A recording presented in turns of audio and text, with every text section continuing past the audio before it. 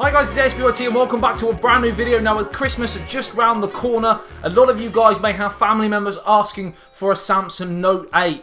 Well, of course, we well know they are extremely expensive for the everyday person. So, today, we potentially have a product which similarly resembles it, retails for around £125, and on top of that, we're led to believe the actual performance is quite good as well. So I'm going to unbox it and then review it to see whether it's going to be a good purchase for you. It is, of course, the Vernee Mix 2, and we're going to get straight to it right now.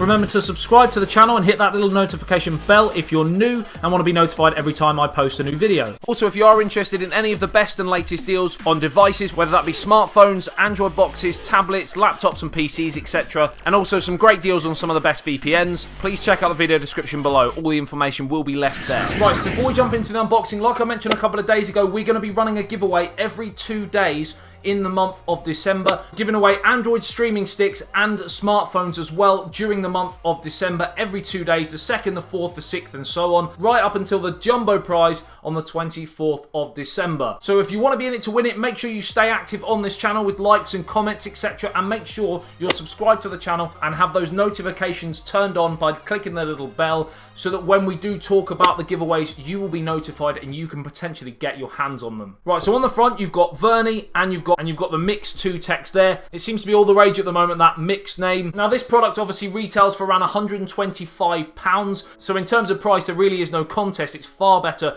than the Note 8. Now of course, before we jump into the specs, etc., I'm not stating for a second this is going to be as good as the Samsung Note 8. What we are looking to do is to find a phone for you guys that's a decent product and a very good price. I will leave the product information in the video description below if you are interested after this review to go through and find out more details about it. Very plain box. They don't want to spend any money on the packaging really. And then inside you have the phone, which is inside this little protective case. And as you can see, the actual form factor of this phone is the 18:9 ratio that we've become so accustomed to with modern smartphones. So we're just going to peel this off and we're going to peel the back off as well.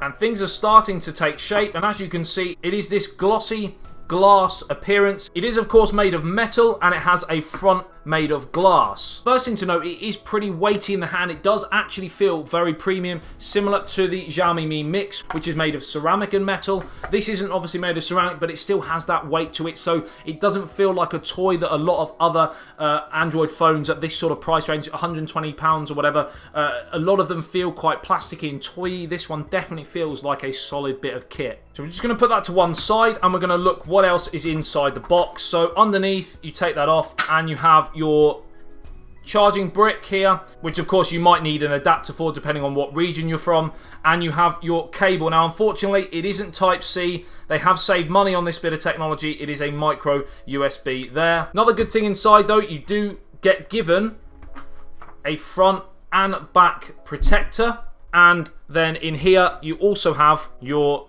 case. We're just going to snap this on. It's got the extended sort of extra bits on the corners. Aesthetically, it's not the best, but it will of course protect against sort of dropping, because we tend to drop our phones on the corners and that's how you get the majority of your cracks. But of course the extra support here will help that. So we've got that 18:9 ratio and it is a 1080p screen, so we have full HD on a smartphone here, which is a good thing. It's not amazing, obviously there are 4K screens, but again when you consider the price, a lot of these phones in this market are 720p screens. It is, as you can see there, a 6-inch screen as well, so it is larger than a lot of other phones in this sort of range. Now I will compare it, because it does look very, very similar to the Mi Mix 2, which I have done a review on, and as you can see, it is actually the footprint is larger. The Mi Mix 2 has the same size screen, but it has just got a smaller bottom bezel. Outside of that, the actual bezels are very, very similar. Neither of them were able to go completely right to the edges like you've seen on the Infinity displays of the Samsung, for example, but of course the Samsungs do have the top and bottom bezels still. So we're just going to take a look at the sides. So on the sides, we've got the power there, we've got the volume rocker here, we've got a headphone jack at the top, which is slightly off center.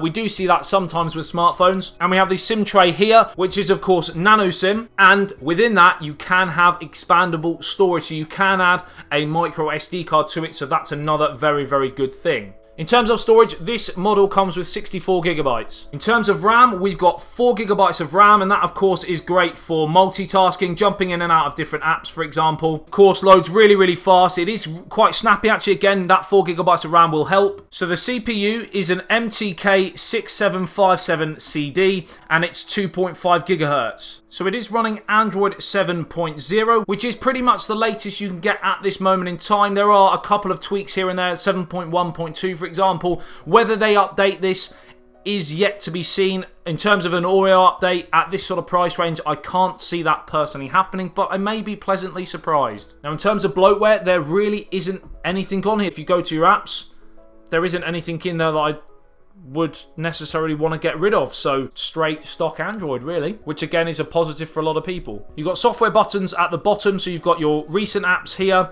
you've also got your home button and your back button there as well. So we're now onto the fingerprint sensor. Now the fingerprint sensor isn't the best. It does, if you're pretty accurate with where you place your finger, it will come on pretty much 9 times out of 10. If you are slightly wayward, it does tend to give it that little vibrate and doesn't work. So it isn't the cleanest. It is certainly acceptable, but not the best. And as well, sometimes when you press it, there is a slight delay. We're talking about a second, so it's not massive amount, but compared to some of the, compared to the Samsung Note 8, for example, which is lightning, it just kind of works. But it is in quite a nice place. It's fairly easy to get to. I've got fairly small hands, and it's still, fairly easy to actually find that and use. It has an amazing 4,200 milliamp battery, so in terms of use, this is right up there with one of the best battery lives you're going to get in a smartphone in 2017. It also supports quick charge, which is another bonus, especially at this price point. So we're now going to jump onto the camera and see exactly how good that stacks up compared to some of the other products I've reviewed. I'm not expecting, because usually, unfortunately, at this end of the market, the camera is where your phone is going to let you down. Again, it's not going to be a problem if that's not a problem for you.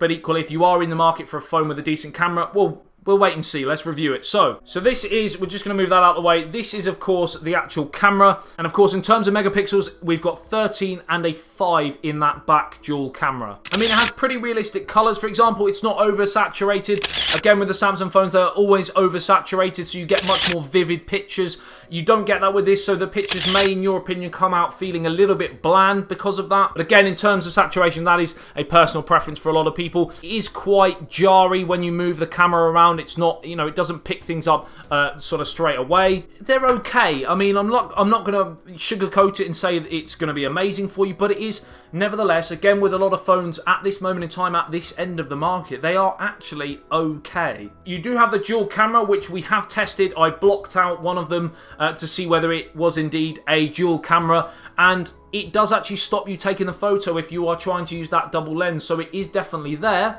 How good it is another matter, because if we go to blur, as you can see here, we're now going to blur this product out, and you get this very interesting halo effect. I mean, it's not very good at all, to be honest, this dual camera blur. So I wouldn't necessarily buy this for the dual camera, because it's probably the worst part about it. The normal camera's okay, but actually using that dual camera for that blur effect that a lot of people are using at the moment to get that nice blur background, for example, it's almost, in my opinion, unusable. You do obviously have lots of different, settings. So you can go Pro, for example. You can use Panorama. You've also got this section up here, which you can get HDR, for example. In terms of video, you can shoot in a highest of 1080p, so it is 1080p, 720 or 144p. I'd like to see what that looks like. That would be very interesting. 144p, let's go.